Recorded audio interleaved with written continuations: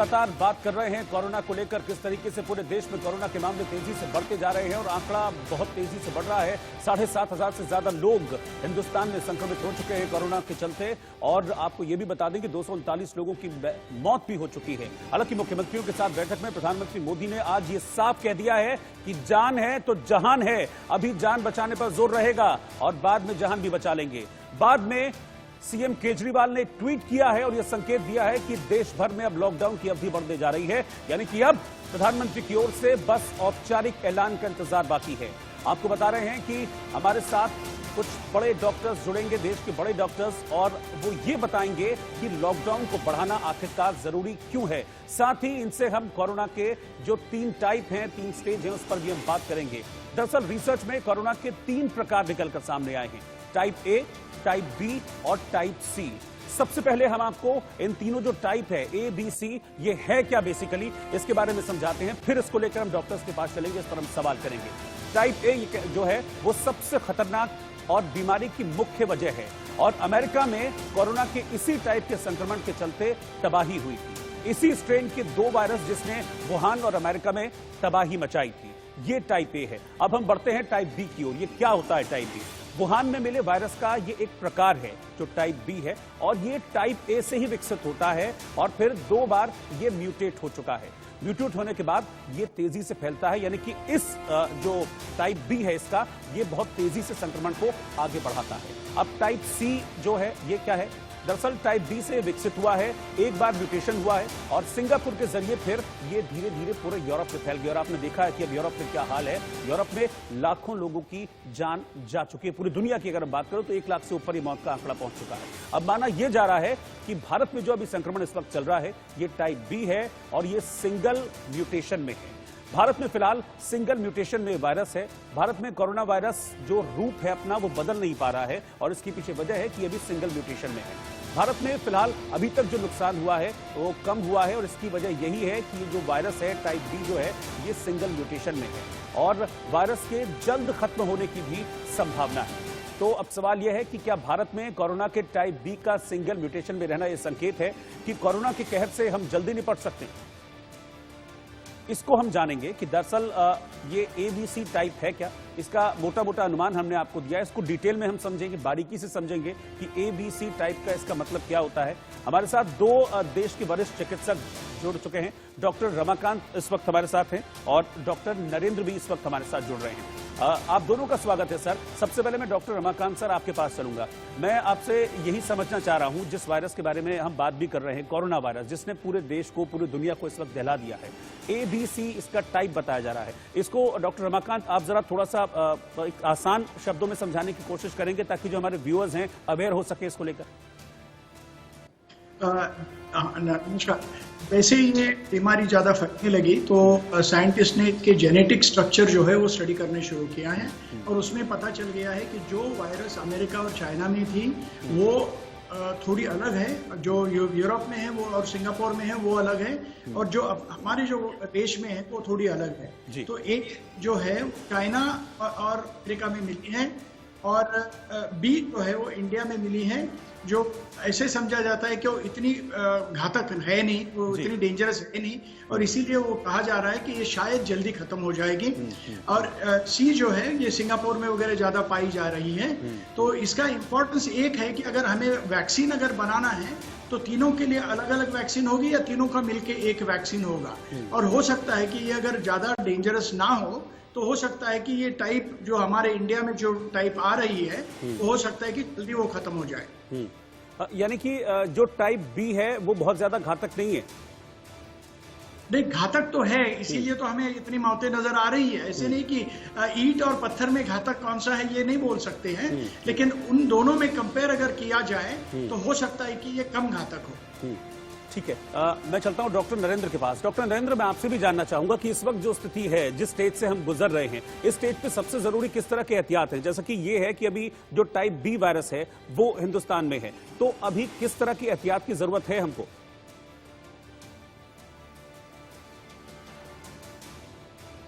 जैसे कि आपने कहा कि साधारण भाषा में आम जनता को बताना हो, तो जैसे कि हम हिंदुस्तानी हैं, मेरा थोड़ा बहुत फर्क होगा कि यह मणिपुर के लोगों से मेरे थोड़े बहुत शक्ल में फर्क होगा, या मैं कश्मीर में जाऊंगा थोड़ा बहुत फर्क होगा। इसी तरह से इन वायरस के अंदर ऊपर में थोड़ा बहुत फर्क है, लेकिन अंदर से तीनों के तीनों एक जैसे हैं, तभी इनको हम कोरोना वायरस बोल रहे हैं।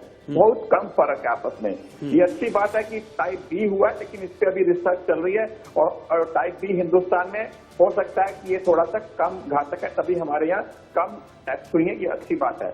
लेकिन सबसे बड़ी बात है कि जो कोरोना वायरस है ये आरएनए वायरस होते हैं। ये आपस में जो आपने म्यूटेशन की बात की, म्यूटेशन का मतलब होता है अपने में चेंज लाते रहना। ये बहुत जल्दी अपने में चेंज लाते रहते हैं। अच्छी बात है कि अभी तक इनमें ड्रास्टिक चेंजेस नहीं हुए, जिसकी वजह से अभी तक वैसा ही चल रहा है जैसा पहले आया था ये वायरस हिंदुस्तान में भी। अब इतिहास बचने की जहां तक बात है, क्योंकि सबसे पहले बात होती है जब भी वायरस आते हैं या कोई भी बीमारी आती है, या तो उसके लिए हम वैक्सीनेशन का आ जाता है, या हमारे पास आ जाता है कि उसको स्पेसिफिक मारने की दवाई होती है। जैसे बैक्टीरियाज है, हम उनके पास मारने के लिए हमारे पास एंटीबायोटिक है। कुछ H1N1 वायरस था, जैसे उसको मारने के लिए हमारे पास एंटीवायरल ड्रग थी। अभी फिलहाल हमारे पास एंटीवायरल ऐसी कोई दवाई नहीं बनी जिससे मार सके, और आप भी बार बार लोगों को बता रहे हैं कि अभी हमारे पास वैक्सीनेशन भी नहीं है। तो सबसे आसान तरीका है कि हम अपने आप में इसको होने ही नहीं दें, और ये होने ना देने के लिए हमारे पास बहुत अच्छे से विकल्प हैं। उसको यदि हम थोड़ा सा निभाएं तो हम इसको बिल्कुल अपने पास नहीं आने दे सकते। जैसा कि सबसे पहले हम आप लोग बार बार भी बता रहे हैं कि सोशल डिस्टेंसिंग रखें। यदि 3 से 4 फीट की दूरी रखेंगे अपने दूसरे से, तो ये वायरस इतनी दूर तक नहीं जा सकता। तो इतने से ही अपना फर्क पड़ जाता है। अपने हाथ, क्योंकि हमारे हाथ बार बार सब चीजों को टच करते हैं जहां पर कि ये वायरस आकर बैठ सकता है और 3 से 4 दिन तक जिंदा रह सकता है। यदि हम अपने आसपास की चीजों को साफ रखें तो नहीं होगा। तीसरा, हम अपने हाथों को यदि बार बार धोते रहें, और खास तौर पर ध्यान रखें कि जब भी हमने हाथ अपने मुंह की तरफ लाने हैं, नाक की तरफ जाने हैं या कान की तरफ जाने हैं, उस समय अपने हाथ धोना बहुत जरूरी है। तीसरा, सरकार ने भी बोला है और हमें पालन करना चाहिए कि जब भी हम घर से बाहर निकलें तो अपने ऊपर मास्क लगाकर चले, ताकि एक तो हमारे पास नहीं आ सकता वायरस दूसरे की तरफ से, और हमारे को यदि कोई प्रॉब्लम भी है, खांसी जुकाम है, तो दूसरों के नहीं होगा। सपोज आपके पास मास्क नहीं है और आपको खांसी जुकाम आती है, तो आप टिश्यू पेपर अपने पास रखें और उस टिश्यू पेपर को ध्यान पूर्वक एक डस्टबिन में डालें। जो हमारी गंदी आदतें हैं, जो अभी भी मैं कई बार हम आप लोग देखते हैं सड़कों पे, हमने गंदगी फैलाई होती है। ये वायरस गंदगी में जाकर उसके ऊपर बैठेगा और पूरी हवा से उड़कर हमारे पास आ सकता है। तो गंदगी ना फैलाएं। यदि हमने टिश्यू पेपर का इस्तेमाल किया है तो टिश्यू पेपर पर डस्टबिन में डालें, और यदि टिश्यू पेपर नहीं है तो एल्को का इस्तेमाल करके इस तरीके से आप खाते, ताकि आपके कण नीचे की तरफ जाए। और आसपास की चीजों को साफ रखें। और सोडियम हाइपोक्लोराइड सोल्यूशन आता है, बहुत ही चीप है, इसको आप डिसइंफेक्टेंट की तरह इस्तेमाल करिए अपने घर में, तो ये आपके पास नहीं आएगा और हम आप सबको हमें इससे छुटकारा मिल जाएगा। अच्छा डॉक्टर नरेंद्र, आपने जो जिस चेंज का जिक्र किया है कि वायरस जो है खुद में चेंज नहीं ला पा रहा है, जो म्यूटेशन है वो नहीं कर पा रहा है, ये म्यूटेशन के पीछे क्या फैक्टर्स होते हैं, क्या चीजें जिम्मेदार होती हैं? देखिए, ये आरएनए वायरस है। आरएनए वायरस में सबसे पहले तो है कि अपने आप से ये म्यूटेशन करता रहता है, क्योंकि हर एक चीज को, कोई भी जीव भी आती है तो उसको अपने लिए होता है कि वो जीवित रहे, और जीवित रहने के लिए उसमें चेंजेस आते रहते हैं, ताकि हम लोग जो हमारी इम्यूनिटी है उसको मार नहीं पाए। लेकिन ये अभी चेंजेस जो हो रहे हैं वो बहुत ही कम चेंजेस हैं, और ये उसको नहीं कर पा रहा। जो आपने बताया कि क्या क्या किस पे चेंजेस निर्भर करते हैं, एक तो मैंने बताया कि अपने आप से ये करता रहता है। दूसरा, हमारी बॉडी के अंदर कुछ एनवायरमेंटल फैक्टर हो सकते हैं जो उसको मारने की कोशिश कर रहे हैं, उनसे चेंजेस आ सकता है। सपोज वैक्सीनेशन आ जाएगा, या हम दवाइयां इस्तेमाल कर रहे हैं। बिल्कुल, मैं एक सवाल लेकर जाना चाहूंगा डॉक्टर रमाकांत के पास। डॉक्टर रमाकांत, जैसे कि अभी डॉक्टर नरेंद्र ने बताया कि बहुत सारी चीजें हैं जिनका हमको खासतौर पर एहतियात रखना है, इनमें सबसे जरूरी है सोशल डिस्टेंसिंग, और इसी को देखते हुए शायद पीएम ने लॉकडाउन का ऐलान किया है। तो ये लॉकडाउन बहुत अच्छा है, और लॉकडाउन को आगे बढ़ाने की बात क्योंकि चल रही है सूत्रों के मुताबिक कि शायद लॉकडाउन अगले 14 दिन और बढ़ जाए, तो ये एक बहुत इंपॉर्टेंट कदम होगा इस दिशा में, लॉकडाउन को बढ़ाना बहुत जरूरी है।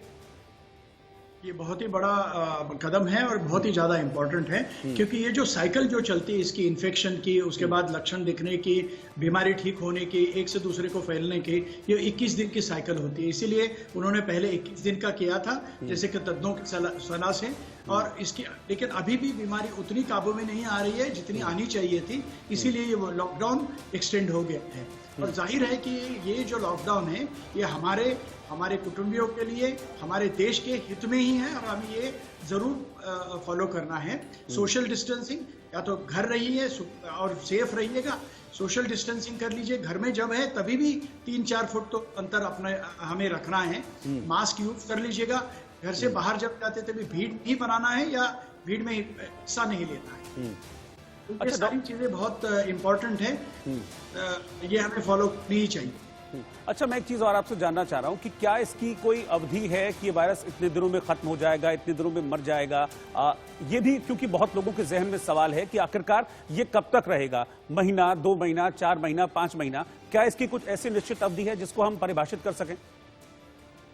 तकलीफ इस वायरस की नहीं है, तकलीफ इंसान से होती है। तकलीफ क्या है कि अगर एक आदमी को वायरस अगर अफेक्ट कर गया तो वो ठीक होगा या उसकी सीरियस कंडीशन बनेगी, ये 21 दिन में ये तय हो जाएगा। जैसे कि अपने 2020 के जो मैच होते हैं 20 ओवर के बाद खत्म हो जाएगी। लेकिन एक आदमी को अगर ये बीमारी लग गई तो हो सकता है अगर कोई प्रिकॉशन ना लिए हुए वो आदमी अगर घूमता रहेगा तो 1 महीने में करीब ऐसे सोचा गया है कि 400 लोगों को वो ग्रस्त कर सकता है। तो आप सोच लीजिएगा कि अगर 100 लोगों को ये बीमारी हो गई तो कितने हजारों लाखों लोगों को ये स्प्रेड करती जाएगी। ये तो ज्योमेट्रिक प्रोपोर्शन में स्प्रेड होता जाएगा। लेकिन ये जो साइकिल जो है यानी ग्रस्त होने की, ठीक होने की, ये 14 से लेके 21 दिन तक ठीक होती जाएगी। लेकिन क्या होगा अगर 14 दिन के बाद और 10 लोग अगर इससे ग्रस्त हो गए, अगर आप प्रिकॉशन नहीं ली तो और ये फैलती रहेगी। तो ये जो सोशल डिस्टेंसिंग है, जो फ्लैटनिंग ऑफ द कर्व जो हम कह रहे हैं, इससे बीमारी कंप्लीट एलिमिनेट नहीं होगी लेकिन काबू में लाने लायक हो जाएगी। यानी कि आप ये कह रहे हैं कि मतलब अगर एक शख्स भी अगर छूट गया तो वो फिर से वो पूरी की पूरी चेन बना सकता है, यानी कि लड़ाई अभी बहुत लंबी है। बना सकता है और वो वुहान में वही आज नजर आ रहा है कि अभी वापस थोड़े लोगों को वहां पे बीमारियां होने लगी है। लेकिन वहां पे जो सोशल आइसोलेशन है, क्वारंटीनिंग है, एकदम ही स्ट्रिक्ट होता है। हम डेमोक्रेसी में जबरदस्ती तो नहीं कर पाएंगे, लेकिन हमारे देश के जो नेता हैं, जो हर मुख्यमंत्री वगैरह है, बहुत ही अच्छी तरह से, बहुत ही सुंदर रीति से वो काम कर रहे हैं। हमारे जो पुलिस है, सफाई कर्मचारी है, जो डॉक्टर्स है, हेल्थ वर्कर्स है, सारे बहुत अच्छी तरह से काम कर रहे हैं। लेकिन बात ऐसी है कि ये जो महामारी के खिलाफ जो लड़ाई चल रही है, हमें सबको मिल के लड़ना है। सिर्फ लीडर्स कोई भी जीत नहीं पा सकते। इसीलिए हम अगर सब हाथ नहीं बटाएंगे तो कोई काम नहीं होगा। तो हमें सबको कोऑपरेट करके इसे सक्सेसफुल बनाना है। अच्छा डॉक्टर देशपांडे, एक सवाल और, बहुत से मतलब मैं वही सवाल आपसे पूछ रहा हूं क्योंकि दिन भर हम कई लोगों से मिलते हैं, फोन पे भी बातचीत करते हैं। आजकल मिलना तो नहीं हो रहा है लेकिन फोन पर बातचीत होती है, तो सवाल कई लोगों के ये रहते हैं। एक सवाल उनमें से ये भी बड़ा कॉमन है कि क्या ये सेम शख्स पर, सेम पर्सन पर लौट कर आ सकता है? क्या ये वापस अटैक कर सकता है ठीक होने के बावजूद? अगर कोई 14 दिन 15 दिन पूरा क्वारंटाइन रहता है, उसके बाद ठीक होता है, रिपोर्ट नेगेटिव आती है, तो क्या उस पर वापस अटैक कर सकता है?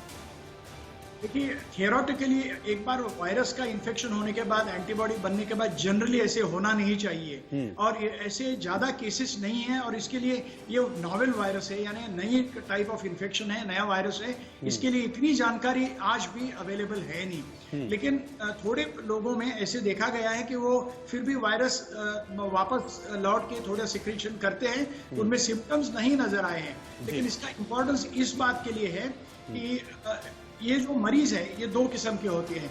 एक जिनमें लक्षण हो, जो अलग किए जाएंगे, हॉस्पिटल में चले जाएंगे या आईसीयू में चले जाएंगे, और दूसरे है जिनमें कोई भी लक्षण ना हो, यानी 10 में से 5-6 लोगों को कभी लक्षण आएंगे भी नहीं और इनसे इन्फेक्शन बढ़ने की बहुत ज्यादा संभावना होती है। दूसरी बात ऐसे जैसे आप कह रहे हो कि अगर री इन्फेक्शन हो गया तो वो एक बहुत तकलीफ पैदा कर सकती है। लेकिन आज के दिन पर ऐसा कोई एविडेंस नहीं है कि रिपीट इन्फेक्शन ज्यादा होने की संभावना हो।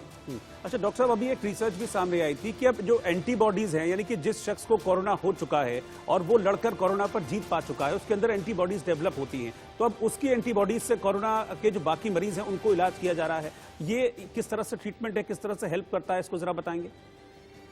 देखिए, साइंस में कोई भी ट्रीटमेंट जब रूटीन हो जाती है उसके लिए बहुत सारे एक्सपेरिमेंट्स की जरूरत होती है, जैसे कि रैंडमाइज क्लिनिकल ट्रायल जिसे कहते हैं। तो ऐसे कोई भी एक्सपेरिमेंट आज तक ये एंटीबॉडी दे के या उनका, जैसे कि जिस मरीज को कोरोना से ठीक हो गया है उसका ब्लड सीरम में ये एंटीबॉडीज होते हैं, तो ये उसका सीरम अगर अफेक्टेड पेशेंट को दिया जाए तो हो सकता है कि उसकी बीमारी कम हो। ऐसे लोगों को दिया गया है, उनकी बीमारी जरूर कम हुई है, लेकिन ये रूटीन थेरेपी दे सकते हैं या नहीं, ये डेफिनेट ऐसे बोलना मुश्किल है। लेकिन अमेरिकन एफडीए ने इसको मंजूरी दे दी है। अभी जब तकलीफ इतनी जोरदार हो और हमारे हाथ में उतनी कोई खास बीमारी ना हो, उसका इलाज ना हो, तो ये करना जरूरी पड़ता है। तो आज के दिन पे ये आशा की एक किरण जरूर है कि जो ठीक हो गया हो मरीज, उसका अगर हम सीरम दे दें तो हो सकता है कि उससे आदमी ठीक हो। अच्छा डॉक्टर साहब, एक चीज और है, ये तो सब जानते हैं कि अभी तक कोई इसकी दवाई नहीं बनी है जो कि इस वायरस को मार सके, तो इस वायरस से लड़ा जा सकता है अगर ये किसी को भगवान न करे संक्रमित करता है तो, और उसके लिए सबसे इंपॉर्टेंट है आपका इम्यूनिटी सिस्टम। तो ऐसे में अब सवाल ये है कि अपना इम्यूनिटी सिस्टम किस तरीके से हम लोग मजबूत रखें, किस तरीके से अपनी इम्यूनिटी को बढ़ाएं, इसके लिए कुछ चीजें अगर आप बताएं तो। देखिए, इम्यूनिटी ये ऐसी चीज नहीं जो 15 दिन में ठीक करी जाए। सो आज के दिन पे कोई अगर कहेगा कि नहीं मैं मेरी इम्यूनिटी अगले 15 दिन में ठीक करूंगा तो वो सही नहीं है। अपनी जो सेहत है, अपनी जो हेल्थ है वो ठीक रखना बहुत जरूरी है। एक तो क्या, ये हैबिट्स जो टोबैको कहिए, ड्रिंक्स कहिए, ये कमजोर बनती है। उसके बाद है अनकंट्रोल डायबिटीज कहिए, हाइपरटेंशन कहिए, हार्ट डिसीजेस कहिए, रीनल डिसीजेस कहिए, ये सारी बीमारियां जो है ये हमें कमजोर बनाती है। बहुत सारी बीमारियां हैं जैसे कि कैंसर, इसमें इम्यूनिटी ऑलरेडी कम हो जाती है, और अगर इसमें कैंसर की ट्रीटमेंट अगर चलती रहे, कीमोथेरेपी कहिए या बड़ी सर्जरी कहिए, इसमें कमजोरी आने की पॉसिबिलिटी है। ऐसे देखा गया है कि विटामिन सी ज्यादा देने से फायदा होता है। जहां तक आप कह रहे हो कि इसमें इलाज क्या किया जाएगा, तो वायरस जो है ये हमारे लंग्स में जाके इसका जो ज्यादा लीथल जो रूप है, जो घातक रूप है, वो हीमोग्लोबिन को स्प्लिट करके हीमोग्लोबिन की ऑक्सीजन से जुड़ने की प्रक्रिया को कमजोर बनाता है। तो इसीलिए हमें बाकी वाले बदन के लिए ऑक्सीजन नहीं मिलता। तो आज ऐसे कहा जाता है कि हाइड्रोक्सीक्विनोलिन जो है, जो क्लोरोक्विन का एक वेरिएशन है, ये शायद उसमें मदद कर सके। जिंक के साथ अगर ये दिया जाए तो हो सके इसमें मदद करे। फर्स्ट इसका फराम आया है और हो सकता है कि ये मदद करे। अच्छा डॉक्टर साहब, एक चीज और, क्योंकि अब दिन भर घर में बंद रहते हैं, लॉकडाउन रहता है, मेरी सोसाइटी में, कई सोसाइटीज में मैंने ऐसे भी देखा है कि लोग इतना डरे हुए हैं इस वायरस की वजह से कि वो लोग नीचे भी नहीं जाते हैं पार्क वगैरह में कहीं घूमने के लिए, अपनी सोसाइटी के अंदर भी। तो ऐसे में पूरे दिन घर के अंदर बैठे बैठे कोई फिजिकल वर्क भी नहीं हो पाता है, तो किस तरह का रूटीन रखा जाए इन दिनों में, खास तौर पर सुबह से शाम तक कुछ वर्कआउट वगैरह कैसे प्लान किया जाए? देखिए, बात ऐसी है कि ज्यादातर लोग तो जो वर्किंग एज में हो उनको तो अपना डिसिप्लिन रखना चाहिए। बहुत सारे काम ऐसे होते हैं जो घर से आप इंटरनेट पे कर सकते हैं, जैसे कि लॉयर हो, बहुत सारे डॉक्टर्स हो, इंटरनेट पे कंसल्टेशन या जैसे कि विद इन रूल्स जो है वो कर सकते हैं। बहुत सारे ऑफिस हैं जो अपने पास कम्युनिकेशन करते हैं और उनके ऑफिस टाइम उनको रखना चाहिए। उनका डाइट एकदम रेगुलर रखना चाहिए, और जरूरी नहीं कि बहुत सारे लोग इनको टाइम हेल्थ क्लब को जाने के लिए, वॉकिंग जाने के लिए नहीं मिलता, लेकिन फिर भी वो फिट रहते हैं क्योंकि योगासना करते हैं, घर में थोड़ा एक्सरसाइज कर लेते हैं। ये सारी चीज उनको करना चाहिए। आज एक समझ लीजिएगा कि ये एक सामाजिक वर मिल गया है कि अपने फैमिली के साथ अपने संबंध अच्छे बना के रखिएगा। बहुत बार बिजी प्रोफेशनल्स होते हैं, अपने बच्चों के साथ टाइम नहीं स्पेंड कर सकते, तो आज ये एक अच्छा बून मिल गया है, उसे हम अच्छी तरह से एंजॉय करें। और इस वक्त डॉक्टर प्रमोद कुमार भी मेरे साथ जुड़ गए इस चर्चा में। डॉक्टर साहब, आपका भी स्वागत है। हम कोरोना को लेकर बात कर रहे हैं, क्या इसकी रेमेडी है, क्या करना चाहिए इस कोरोना के काल में? तो मैं एक सवाल लेकर आपके पास आ रहा हूं। मैं ये जानना चाह रहा हूं, देखिए हम लोग सब सोशल डिस्टेंसिंग तो मेंटेन कर ही रहे हैं, बाहर घर से नहीं निकल रहे हैं, जो मैक्सिमम लोग हैं वो घर के अंदर ही हैं, तो घर में भी क्या सोशल डिस्टेंसिंग को मेंटेन रखना जरूरी है? अगर मान लीजिए किसी का परिवार, घर बड़ा है, 5, 7, 10 लोग हैं, तो वो लोग फिर घर में किस तरीके से रहें, किस तरह से डिस्टेंस मेंटेन करें? क्या ये घर के अंदर भी बहुत जरूरी है? जी नहीं, ऐसा बिल्कुल ही नहीं है। अनलेस अनटिल किसी को प्रॉब्लम है या कोई सस्पेक्टेड है, तभी उसको आप घर के अंदर भी क्वारंटाइन कर सकते हैं। अदरवाइज अगर कोई सस्पेक्टेड नहीं है, कोई पॉजिटिव नहीं है, तो किसी भी सोशल डिस्टेंसिंग की जरूरत नहीं है। जी ठीक है सर, आप दोनों का बहुत बहुत शुक्रिया। आप दोनों हमारे साथ जुड़े, डॉक्टर रमाकांत हमारे साथ जुड़े, डॉक्टर प्रमोद हमारे साथ जुड़े, बहुत बहुत शुक्रिया आपका।